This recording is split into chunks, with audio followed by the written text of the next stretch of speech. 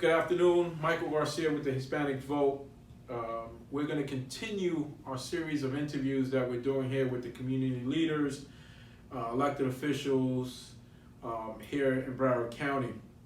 So the set of interviews today we're focusing on the judicial system and how it affects the county, society, but specifically the county. So we have the honor today of having Gordon Weeks with the Public Defender's Office here to interview him about his position, his thoughts on the county, the judicial system, and how this coronavirus has affected the county. So I want to thank Gordon Weeks. Thank you for having me here. So, but before we get into the interview, I like our viewers to kind of know a little bit of who we're interviewing, a little background. So, Gordon, would you please give us a little background? Well, thank you, Michael. I appreciate the opportunity to speak to the members of Hispanic Vote. My name is Gordon Weeks. I'm the Executive Chief Assistant of the Public Defender's Office. I've been with the Public Defender's Office since 1971. I am responsible for the running and operation and the policy of the office. I am also a candidate for Public Defender in August 18th of 2020. I have been very much involved in this community, very much involved in issues that affect the criminal justice system, standing up for folks that cannot speak for themselves. And it's a pleasure for me to be here to share some of my thoughts on the community and coronavirus. The first thing I want to say is 1971. How, brother? I thought you were like 30 years old, 40 years old. what are you taking? I apologize. Since 1997, I've been with the Public Defender's Office. Okay. 1971 is my date of birth. Okay. I'm like, whoa. I'm like, Gordon, I need to take what you're taking, brother. Yes. So obviously you're an attorney. So give us a little bit of your background. Law school, undergrad. Are you a native Floridian? I am a native Floridian, born and raised in South Florida. I have had the pleasure to attend college at our local HBCU, Florida Memorial University. Okay. I then matriculated to Nova Southeastern University, graduated from law school back in 1997. Okay. Then went on as an intern in the Public Defender's Office. I fell in love with the Public Defender's Office, fell in love with what we do, advocating, fighting, and making sure that folks are properly served in the criminal justice system. But an interesting note, when I was in college, I studied air traffic control. And that's not something that many people know or many folks have a degree in. However, when I graduated from college, there was a hiring freeze for air traffic controllers. So I had a professor who was my mentor at the time, and he suggested I consider a law school. And it was through his suggestion, his support, that I applied, I was accepted, and I had a great opportunity by going to law school and then more importantly interning in the Public Defender's Office to fall in love with what we do. Interesting. Sometimes you have a career path and you kind of, get veered off and you end up somewhere else. And I'm assuming you love it based on what you just said. Sometimes you have blessings in your life, and sometimes that the Lord puts people in your life to guide you, to mentor you, and support you. And I've always had those folks in my life. So Gordon, please tell us about your family. Married? Yes, I'm married. I have 2 children, 2 wonderful sons. My oldest, his birthday was this week. He just turned 14. Happy birthday. Thank you. My youngest is 12. He's going to be 13 this year. It's wonderful having young children, but it's challenging having 2 teenage boys. Yes, it is. But you know what? That puts everything in perspective. One of my passions working in the Public Defender's Office is when I ran the juvenile division. I had a great respect for the responsibility of making sure that we protected all of our children in this community. And a lot of that comes from watching my own boys and watching my childhood and the childhood of my family, and knowing that sometimes you have struggles, and children are going to be children. They're going to make mistakes. They're going to push the boundaries. But we as parents, we as members of this community have to create some type of boundaries, some type of safeguards, and more importantly, that safety net to make sure that we pick them up, dust them off, and get them back into the game so they can become productive in the society as they grow.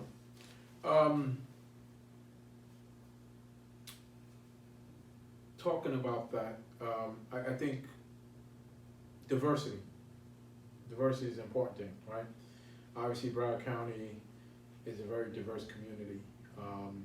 What are the challenges you've noticed in the judicial system regarding diversity, whether it be on the bench or the number of kids that are in the system, so. Well, one of the things that we have all been aware of, anecdotally, we have recognized that the criminal justice system has disparate impacts when it comes to the people of color. Whether you're black or brown, the criminal justice system oftentimes has a process of bringing more people of color into the system, and more importantly, sentencing those folks to much harsher punishments. I think one of the great balancers of that disparate impact, and one of the things that we have to try to address, is diversifying not only every entry point, but the people that are in positions to make policy within the criminal justice system. That goes to law enforcement officers, having a much more diverse law enforcement community. Not only diverse in race, but diverse in gender, sexual orientation, economic status. Those are important factors, because when you interact with folks and you have a diverse background, you can understand why people engage in the manners that they engage in. It's folks that have had family members or have encountered folks that have dealt with mental illness or have suffered with the ravages of substance abuse. Diversity is not only diversity in spirit, but diversity in experience.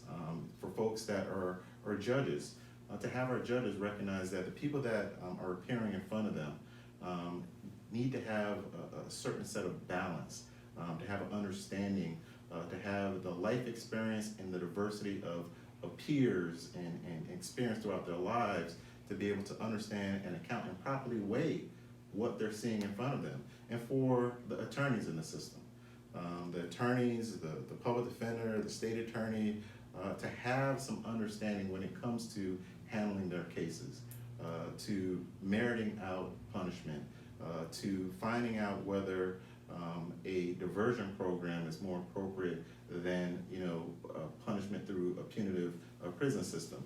When you have a diverse background, when you have life experiences, when you have folks that have experienced social issues throughout their life, they bring those experiences to the system, and through time, we believe that those disparate impacts will be minimized when you have a more diverse criminal justice system, from the entry point where there's law enforcement, through the judges who are making decisions, through the prosecutors and the public defenders who are actually handling the case. You have to have a truly diverse system all the way through the system. One thing that was very, very impactful to me when I started, as a young intern, I walked into the courtroom, and law school prepares you for a lot of things. It prepares you for understanding the law and making argument, but it didn't prepare me for walking in and recognizing that everyone in the courtroom that was in handcuffs, that was processing through the system, looked like me, and everyone else did not. And that was a huge awakening. That was a very significant issue that really impacted me and made me realize that one day we would be in a position to make some change. One day we would be in a position to try to fix that disparate impact. And I worked my entire career to make sure that having a system that is equal, having a system that's accessible, and having a system that meters out punishment in a fair and appropriate way is what we need to strive towards.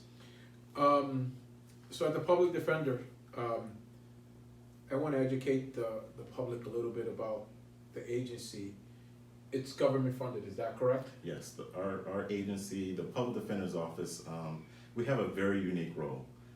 Although we are funded by the government, we are not controlled by the government. Okay. The constitutional officer, the public defender, the head of the office sets the policy for the office. And our policy has always been to make sure that we represent the interests of our client. And in representing the interests of your client, you will find through that act alone, we represent the interests of everyone else in the community. When we find officers that are stepping across the line, that are being abusive in their power, to advocate on behalf of that client is to advocate on behalf of everyone else. To highlight those issues, to raise them to a level of community awareness so that officers know that that is not appropriate, for judges to know that that is not appropriate. It helps all individuals in the community have a fair shake when they encounter a police officer. How big is your staff at the Public Defender's Office? How many attorneys do you have? How many support staff? What's the budget? The Public Defender's Office is the largest criminal defense firm here in Broward County. We have over 100 attorneys in our office and about 100 staff members. We have a huge operation, anywhere from investigators to clerks to attorneys, all working together to manage this very, very large office. That's why the public defender has such an important and difficult role, because as any law office, you have to manage a large number of attorneys. And in managing those attorneys, you have to identify the issues that are going to be important, not only for the office, but for the community and for that individual client. So it is one of the largest firms. It is a huge responsibility. I've been blessed with having the opportunity to manage and set some direction for this office. And with the support of the community, we'll be able to move forward after 2020 and set a new direction. What is the budget, roughly? The budget is very large budget, millions of dollars. It is not a small budget at all. Okay, and that's something that you're responsible for as well. Yes, but the thing about the budget that folks need to be aware of, as a law office, we don't sell trinkets, we don't make things. The totality of the budget is usually directed towards the staff and making sure that we have attorneys that are there able to do the job. But the reality is we don't pay our attorneys a lot of money. They are gifted and they are committed people because of what they do. But the reality is we don't have sufficient enough funds. Tallahassee has not funded us appropriately in order to have attorneys stay for a long period of time. So there's always a challenge then, right? To have quality attorneys or staff, because eventually, if you can't pay the bills, you got to go somewhere else that is going to pay you a little bit more. One of the things that we found is that our attorneys are some of the best, and everyone in the community recognizes that. And what they do is insurance firms and other law firms, they recruit out of our office. They come and pluck them. They pick them out because they gain so much experience. They are such effective advocates, and they're used to having a very, very large caseload. So they're really good attorneys, and everyone in the community recognizes that. But they also recognize that they can pay them what they're worth. Or they can offer them much more than we can offer them as a government agency. And as a result, I'm proud of attorneys that have gone, with the history of a public defender and moved on to other areas, but still carry the philosophies, the principles, and the good steward that they've found in the public defender's office to other areas. I need an associate. You have a list of your top attorneys I can talk to. Well, listen, every single, almost every single defense or insurance defense firm, there's a number of firms that they really recruit from our office. But what we do is, we have good people working and doing good work, and as they become marketable. And they are being recruited, we're happy for them because we know that they will carry on our philosophy throughout the community. How many cases do you guys have? Wow, cases is a huge ordeal. We are responsible for the juvenile division. We're responsible for almost all the juveniles in the criminal court system. Okay. For the adults, we're responsible for a large portion of them because when they are arrested, folks are entitled to appear before the court within 24 hours of their arrest, and a large number of those individuals will be appointed to a public defender's. But let me be mindful of this. The public defender's office only represents individuals that are indigent. That was going to be my next question. How do you qualify to get the service? We do not evaluate their indigent status. The clerk of the court makes a determination of someone's financial ability to afford an attorney. And based on that determination, the court will then appoint our office to represent you. We've all heard the saying, you have the right to remain silent. Anything you say can be used against you. And if you can't afford an attorney, one will be appointed to you. We are those attorneys that will be appointed if you can't afford an attorney. Okay. Corona has impacted everyone in this society, but how has it impacted your office and the criminal justice system? Because that's what you're involved directly in the criminal justice system. And obviously there's been some reports about Corona in the jails and letting people out, and so. We have taken the responsibility of making sure that we monitor the impact of Corona in the jails and in the juvenile detention centers. It has been a huge ordeal. The coronavirus has changed the landscape of criminal defense at this time. As you know, the courthouse is closed to the general public. However, the courthouse is still mandated to have essential functions. You're required to have an appearance before a court within 24 hours. We have set up a system that allows our attorneys and individuals to appear remotely so we can still advocate effectively for those folks that are in jail for minor nonviolent offenses. Coronavirus has been a huge impact. However, we have to still make sure that we do the constitutional function that we are required to do. And that is make sure that folks that are in the jail are being treated appropriately.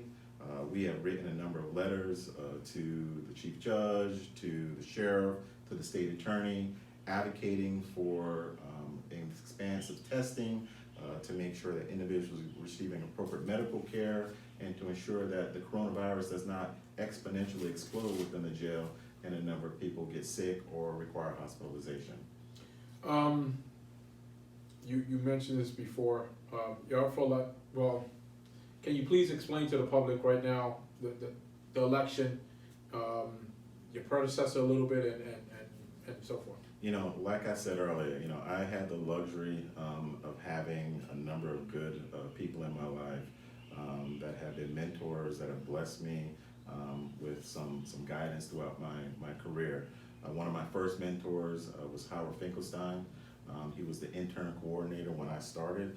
He is now the elected public defender, and he's going to be retiring in August, the end of this year. The election for public defender is in August of 18th of 2020. I am running as a candidate for public defender. I'm the number 2 in charge of the office.